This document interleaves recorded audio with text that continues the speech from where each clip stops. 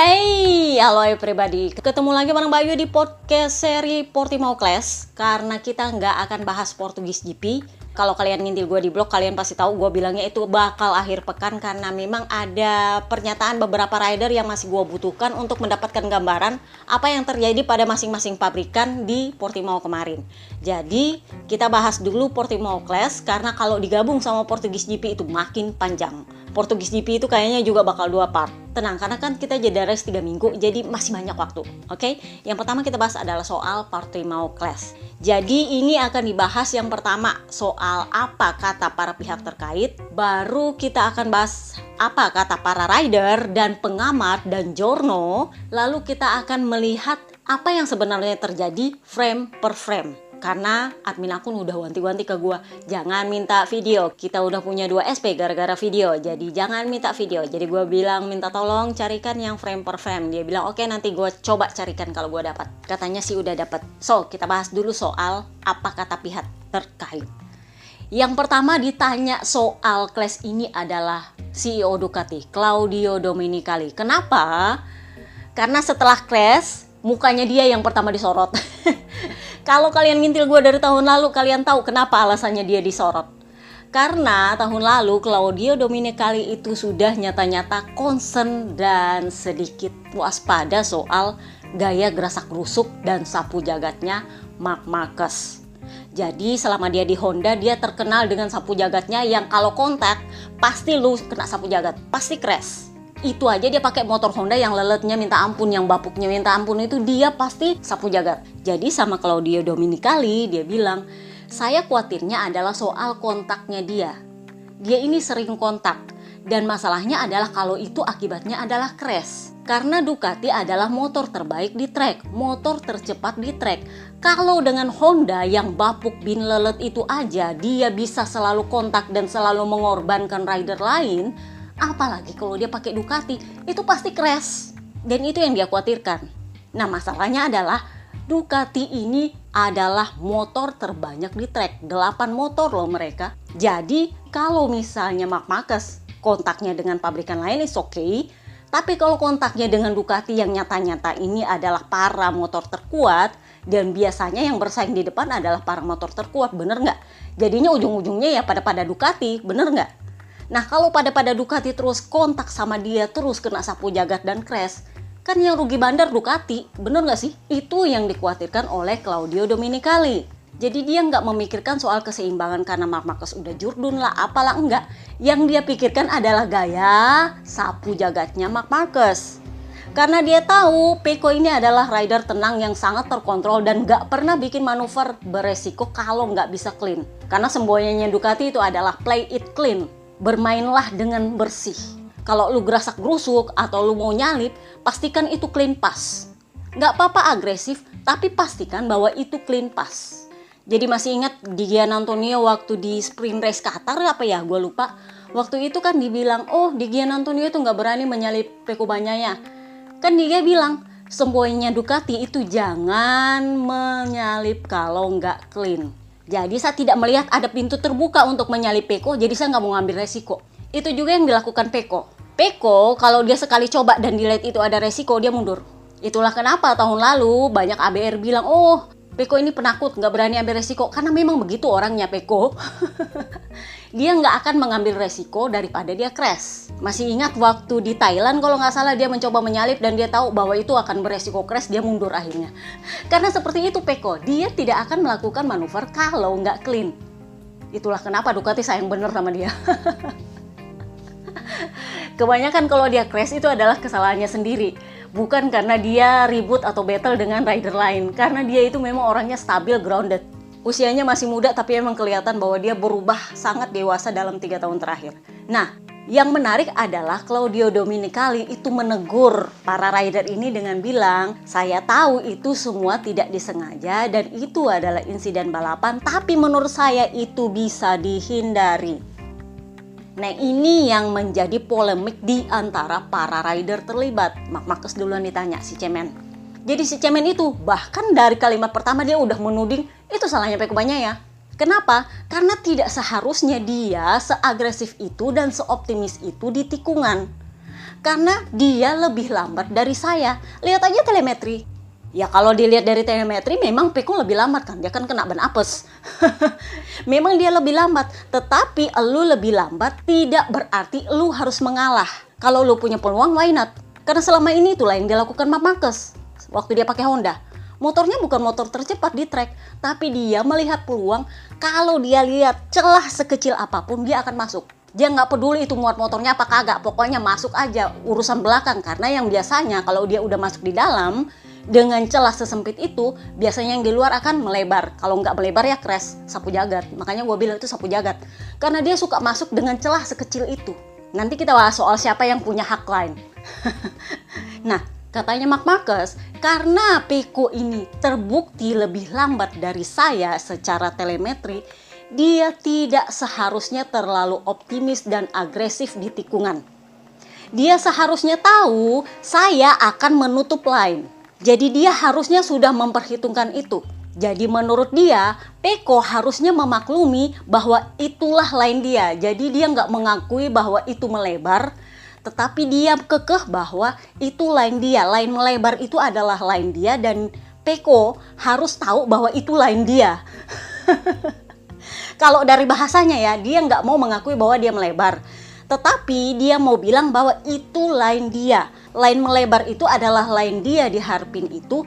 Dan dia maunya Peko mengetahui bahwa itu adalah line dia. Bukan karena dia melebar. Kalian ngerti dari bahasanya kan? Kalau ada ABR bilang dia nggak melebar, nanti kita lihat di frame per frame di belakang. Makanya dari kemarin gue mempermasalahkan adalah Peko memanfaatkan peluang. Dan peluang itu nggak sembarangan diambil karena Peko itu adalah rider clean. Dia nggak mungkin bikin manuver untuk celah yang terlalu kecil. Kalian akan lihat berapa besar celah yang ditinggalkan oleh Marc Marquez yang diisi oleh Peko Bagnaia. Jadi gua nggak tahu apakah melebar itu adalah caranya Marc Marquez untuk memblok line-nya Peko Bagnaia, atau memang karena dia nggak bisa mengontrol motornya dan dia nggak bisa ngerem jadinya melebar, atau karena memang itu sudah line dia, harus ke ujung dulu baru masuk. Sementara Peko begitu sampai pintu tikungan langsung masuk karena dia memang bagus kalau ngerem motor. Jadi menurutnya Marc Marquez itu memang kecelakaan balapan, tetapi kalau mau disalahkan itu salahnya si Peko. Karena seharusnya dia yang bisa menghindarinya, karena dia yang seharusnya nggak agresif, dia yang seharusnya nggak masuk tikungan dari dalam. Jadi maunya dia adalah Peko harus memaklumi bahwa itu adalah line dia, harus mengetahui bahwa Marc Marquez itu akan kembali menutup line. Ya menurut gue sih nggak ketahuan juga, karena kan lu nggak tahu kalau udah di ujung situ lu mau ngapain, mau crash atau mau ngopi kayak di pinggir sana ya. Ya tapi begitulah katanya Marc Marquez ya. Jadinya si Marc Marquez dengan berapi-api dan berkobar-kobar, bahkan sejak kalimat pertama dia udah bilang itu salahnya si Peko. Nah si Peko ditanya, gue suka dari caranya si Peko, gue suka tenangnya. Jadi dia bilang saya marah. Dia bilang saya marah pun itu dengan tenang. Jadi kalian lihat waktu dia habis crash dia agak kesel, itu dia bilang saya marah. Karena saya bawa pulang 0 poin. Tetapi setelah saya pikir-pikir ya sudahlah ya. Itu kan tahun lalu juga saya balapan kedua pulangnya 0 poin. Cuman bedanya kali ini saya pulang bukan karena kesalahan saya. Dia memang nggak merasa bersalah. Tapi apakah dia menyalahkan Marc Marquez? Enggak. Jadi dia bilang kalau mau soal apakah itu bisa dihindari atau tidak. Nah ini dia menjawab tegurannya CEO Ducati. Dia menjawabnya dengan dewasa. Kalau mau menganalisa dan dilihat apakah crash itu bisa dihindari atau tidak, itu sebenarnya agak rumit. Karena itu tikungan hairpin yang menuntut kalau kamu ada di dalam, kamu harus melebar keluar dan masuk, atau kamu dari luar dan masuk lebih di dalam supaya dapat tikungannya bisa bagus. Karena itu tikungan hairpin. Jadi ngerti line-nya kan? Kalau lu ambil di dalam, lu harus agak sedikit keluar dan masuk. Karena itu tikungan hairpin. Atau lu dari luar dan lu nikung tepat di dalam tikungan dan masuk. Dan itulah lainnya Peko. Dan itulah lainnya Marc Marquez. Ngerti? Jadi Peko bilang Marc Marquez mengambil jalur melebar. Saya masuk karena saya melihat tidak ada resiko di situ. Karena kan lebarnya lebar banget gitu. Hairpin memang kalau lu ambil dari line dalam lu harus melebar jauh banget. Antara lu mau crash atau lu mau masuk nggak ketahuan. Kalau lu berhasil ngerem ya lu bisa masuk lagi kembali ke tikungan, atau ya lu nggak bisa ngerem ya lu crash. Tapi jelas Peko nggak tahu lu bakal ngapain di luar sana. Yang urusannya Peko adalah dia harus masuk tikungan tepat waktu dan itu yang dia lakukan. Jadi ketika Marc Marquez ambil line lebar, dia ambil line dari luar masuk ke dalam. Apakah salah Peko? No, karena itu juga line dia. Apakah salah Marc Marquez? Ya nggak juga, karena itu line dia melebar. Jadi jelas bukan salah Peko ketika dia masuk karena dia memang line-nya dari luar. Sementara kalau lu dari dalam, lu harus melebar dulu untuk bisa nikung masuk ke dalam hairpinnya. Cuman ya kan nggak tahu lu bakal ngapain di luar sana, makanya Peko bilang, saya melihat dia melebar, saya masuk karena saya tidak melihat ada resiko di situ karena kan dia lebar banget, itu kan hairpin, jadi lu memang harus melebarnya lebar banget ke sana, bener nggak sih? Jadi saya masuk karena saya tidak melihat ada resiko dan saya tidak melihat dia karena dia kan udah rebah, dia nggak tahu Marc Marquez ngapain di luar sana, bener nggak sih? Dan apakah dia kembali menyalahkan Marc Marquez? Enggak, dia justru bela Marc Marquez. Jadi dia bilang, saya rasa Marc Marquez juga nggak sempat untuk menghentikan motor, dia membela Marc Marquez. Jadi dia menegaskan bahwa nggak ada yang salah dari mereka berdua. Dua-duanya nggak salah. Sebenarnya nggak salah karena memang begitu lainnya kalau lu mau masuk hairpin. Kalau lu dari luar, lu lebih gampang dapat line dalam. Sementara kalau lu dari dalam, lu harus melebar sedikit untuk bisa masuk ke hairpinnya. Jadi line-nya Peko udah bener. Meskipun dia mungkin sedikit kaget ketika Marc Marquez memutuskan menyalip dia sebelum tikungan kelima. Yang gue agak-agak kaget adalah caranya Peko Bagnaia mengatakan bahwa kami ini adalah rider yang berbeda dengan pandangan yang berbeda. Jadi kalian nggak bisa memaksakan pandangannya dia sama dengan pandangan saya. Tetapi menurut saya memang itu agak susah untuk dihindari kalau mau bilang dihindari. Karena itu tikungan hairpin yang lainnya memang harus berbeda. Jadi gue rasa dia berpikir positif bahwa oh ya mungkin itu memang lainnya Marc Marquez. Karena dia dari dalam, dia memaklumi itu. Cuman masalahnya adalah Marc Marquez kan terlalu lebar. Jadi dia merasa oh gue punya line, gue bisa masuk ya dia masuk. Karena itu tikungan hairpin belum selesai keluar tikungan, Marc Marquez sudah duluan nongol. Nanti kita bahas siapa yang sebenarnya salah kalau dalam hal benturan, kalau dalam hal melebar, dan dalam hal apa-apa-apanya dan sebelum apa yang terjadi. Nanti kita bahas frame per frame. Papi Peri Gigi sendiri itu membuat pernyataan resmi yang lumayan panjang karena dia sepertinya menolak diwawancara. Kan lo tahu dia itu orangnya agak-agak introvert karena dia bukan orang pemasaran. Jadi dia memutuskan untuk membuat pernyataan yang sekian panjang di situsnya Ducati. Intinya adalah dia bilang, yang penting di Portugis GP kemarin Ducati berhasil menjadi protagonis. Setelah beberapa tahun lalu dia hampir kehilangan segalanya. Kalian masih ingat kayaknya tahun 2021 ya. Dia balapan di Portimao terus kakinya hancur patah-patah di mana-mana. Itu butuh waktu lama untuk dia kembali. Kemudian Adipati Ducati, Enea Bastianini, yang tahun lalu itu nggak selesai balapan karena dia masuk rumah sakit gara-gara clash sama Luca Marini. Sekarang ada di podium. Lalu Papi Peri Gigi bilang, nah soal Peko sebenarnya sangat disayangkan ada crash antara Peko dengan Marc Marquez. Tetapi terlepas dari apapun itu, Ducati adalah protagonis. Entah itu kesannya positif dan juga negatif, ada semua. Karena kami punya rider banyak di track.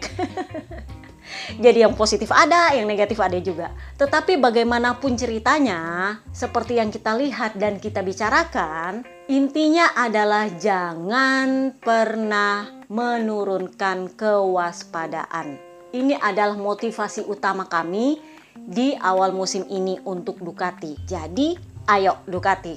Jadi memang Papi Peri Gigi bilang Peko itu mengalami kesulitan, yang memang di kesempatan sebelumnya juga kesulitan, cuman bedanya adalah kali ini kami sulit menemukan keseimbangan yang diinginkan.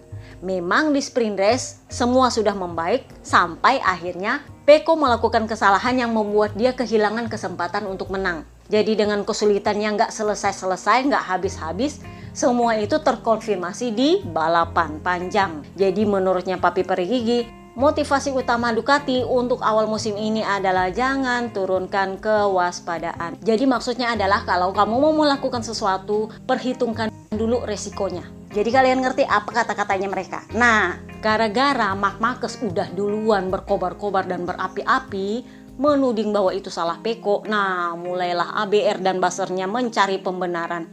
Dikumpulin semua tuh rider KTPS. Karena yang nanya adalah media KTPS. Jadinya dikumpulinlah semua. Ditanya dulu, yang pertama Jorge Martin. Jorge Martin ini adalah rider yang paling mengenal gaya berkendara Peko karena mereka tahun lalu duelnya lebih banyak. Terutama karena Jorge Martin ini punya riding style yang mirip-mirip Marc Marquez, gerasak-gerusuk. Dan mereka kan tahun lalu sama-sama pakai GP23, bener? Jadi jurdunya Pecco tahun lalu itu mengkonfirmasi bahwa memang Pecco itu sangat menguasai Desmo GP23 daripada Jorge Martin. Padahal Jorge Martin itu adalah rider paling gerasak-gerusuk di track untuk Ducati. Dia itu paling keras kepala, paling ngambil resiko, pokoknya paling lah. Karena dia memang kan kemarin pengen banget Jurdun. Jadi memang wajar bahwa dia kekeh dan gerasak-gerusuk. Dia nggak peduli sama resiko orang crash. Tapi untungnya adalah dia selalu main clean pass. Karena sekali dia gerasak-gerusuk, ya lihat aja Valencia GP kemarin. Akhirnya dia sapu jagat. Sapu jagat Marc Marquez, tukang sapu jagat. Jadi tukang sapu jagat kena sapu jagat jadinya. Jadi Jorge Martin ditanya, menurut kamu itu siapa yang salah? Jadi Jorge Martin bilang gini, sebenarnya untuk balapan itu biasa lah kalau duel. Terutama kalau sisa berapa lap. Karena kan dia selalu duel dengan Pecco di beberapa lap terakhir. Karena kan kalau balapan panjang, itu mereka selalu menghemat ban. Nanti beberapa lap terakhir baru dikeluarin semua tuh ilmunya, ambil resiko apapun ceritanya. Jadi menurutnya Jorge Martin itu biasa mah. Ya namanya juga duel, namanya juga battle. Ya namanya balapan. Bukan balapan namanya kalau lu nggak battle. Adalah wajar bila beberapa lap terakhir kamu akan mencoba menyalip lagi bila kamu disalip. Jadi menurut saya itu cuma kecelakaan balapan. Karena itu biasa dalam balapan. Karena tahun lalu dia seperti itu sama Pecco. Bedanya adalah mereka nggak perlu sama-sama crash. Mereka sangat tahu caranya duel. Dan Pecco itu lebih sering mundur kalau dia tahu itu punya resiko untuk crash. Nah, KTPS lain yang ditanya adalah sang adik, Alex Marquez. Jadi dia bilang, ya menurut saya itu memang kecelakaan balapan. Dan Pecco itu tahu bahwa Marc Marquez akan melebar. Apakah Pecco masuk tikungan terlalu cepat atau terlalu lambat? Itu adalah race direction yang memutuskan, bukan saya. Dia main aman. Tetapi dengan jelas dia bilang bahwa Pecco tahu bahwa Marc Marquez akan melebar. Media KTPS bilang bahwa itu menyalahkan Pecco. Kalau menurut gua, dia secara langsung mengatakan bahwa Marc Marquez melebar. Jadi kalau melebar adalah hak rider lain untuk mengisi lain dalam, bener nggak sih? Jadi KTPS memelintir bahwa itu salahnya Pecco. Padahal maksudnya Alex adalah, ya karena Pecco tahu Marc Marquez melebar, ya siapapun bakal ngisi yang di dalam. Cuman bedanya adalah lu berani nggak isi kalau dia celahnya sempit. Masalahnya celahnya lebar. Nanti kita lihat frame per frame selebar apa yang dilebarkan ini. Nah, rider KTPS lain yang ditanya adalah Papa Yohan Mir. Jadi Papa Yohan bilang gini, itu sebenarnya adalah hal biasa dalam balapan. Itu hal yang menurut saya itu cuma kecelakaan balapan biasa. Kenapa? Karena kita sudah bisa memperkirakan bahwa kalau kamu disalip dan kamu membuka turtle, kamu pasti bisa nyenggol dia. Ada kemungkinan besar dan itu bisa membuat dia mundur dan juga terjatuh. Tapi biasanya itu cuma satu rider yang akan crash. Jadi dia menceritakan itu seperti Marc Marquez. Marc Marquez kan kalau dia buka turtle di tikungan, satu pasti crash. Kalau dia masuk di dalam, yang di luar yang crash. Jadi menurut saya, keduanya itu nggak pantas dapat penalti karena itu memang insiden biasa. Dan itu kan yang kita sukai dalam balapan, memang battle seperti itu. Nah, yang selanjutnya adalah Papa Kembar. Papa Kembar ini kan mulai tahun lalu emang dia adalah tim Martin. Dia memang sudah ada masalah dengan anak-anak VR46, terutama Franco Morbidelli. Gua harus memaklumi mungkin pandangannya dia. Jadi dia bilang, oh itu salahnya Pecco memang. Karena Pecco harusnya itu mengalah dan memberikan ruang bagi Marc Marquez. Memang disalip itu membuat kita frustasi, tapi tidak seharusnya kita bereaksi berlebihan. Kalau menurut saya, Pecco terlalu berlebihan. Jadi maunya Papa Kembar adalah kalau lu disalip, lu nggak boleh langsung menyalip atau mengambil peluang. Lu harus pasrah kalau disalip. Dari titik ini gua ngerti kenapa dia nggak pernah Jurdun. Karena memang dia mentalnya adalah kalau lu disalip, lu harus kalah. Jadi kalian bisa lihat, pandangan para rider Jurdun itu agak berbeda dengan pandangannya Papa Kembar. Mungkin karena Papa Kembar nggak pernah Jurdun, jadi dia memang pandangnya agak berbeda. Kalian bisa lihat, dari Jorge Martin bilang, oh itu biasa, nggak ada yang salah. Kalau kamu disalip, kamu menyalip lagi itu memang udah biasa. Terutama kalau itu di lap-lap terakhir. Kemudian Alex Marquez meskipun dipelintir lagi oleh media KTPS bahwa dia menyalahkan Peko, dia bilang bahwa Peko tahu Mark akan melebar. Jadi secara langsung Alex tahu bahwa Mark memang melebar. Dan bahwa Peko itu tahu bahwa Mark melebar dan dia mengambil peluang. Papa Yohan karena dia juga sudah jurdun, Alex Marquez kan jurdun, Jorge Martin kan jurdun, Papa Yohan kan jurdun. Jadi mereka semua bilang, oh itu biasa. Ya begitulah battle, lo harus melawan balik kalau memang bisa. Ya kalau lo beruntung lo bisa nyalip balik di tikungan. Karena kan ceritanya lo lambat kalau di trek lurus. Ya nyalip aja di tikungan, bener nggak? Itu yang katanya Papa Yohan.